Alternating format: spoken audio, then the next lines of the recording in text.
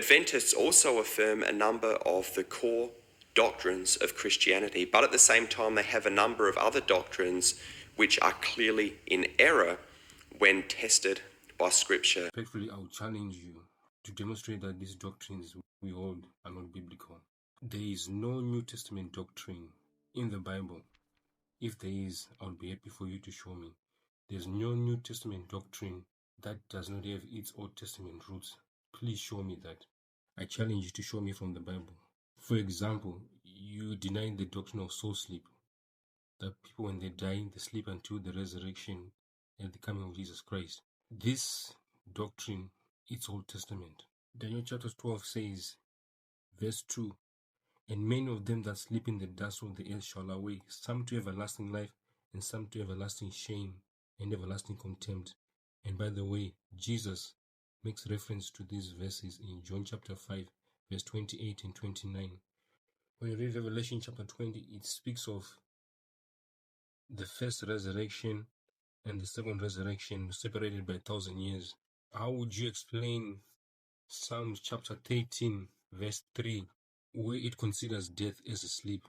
In Job chapter 14, verse 12, when a man lies down in death, he rises not until the heavens be no more. They shall not awake nor be raised out of their sleep. He also denied the doctrine of conditional immortality. Malachi chapter 4 speaks of the wicked being destroyed completely.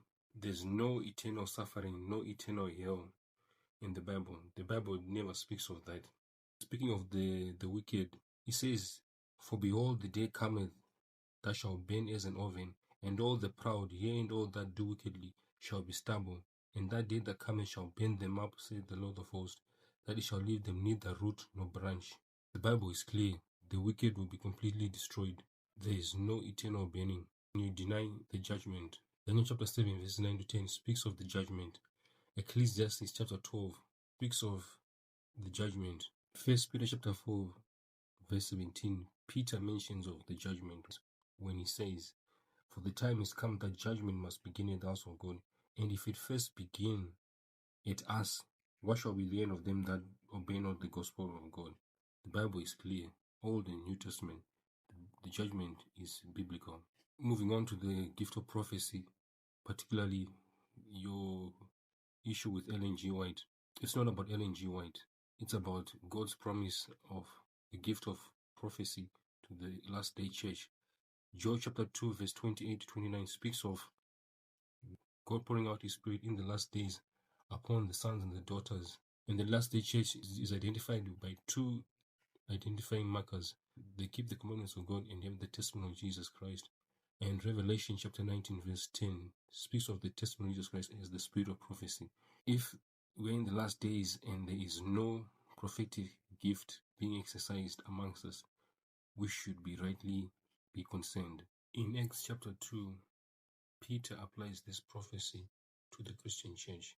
In conclusion, there is no New Testament biblical doctrine in the New Testament which does not have its roots in the Old Testament. If you say the righteous die and go to heaven, or the wicked are burned forever, show me from the Old Testament the proof, or that the Sabbath has been done away with. Show me from the Old Testament. All New Testament doctrines have their origin in the Old Testament, and there's not a single exception. I challenge you to show me otherwise. I will wait for your response, and as always, God bless you.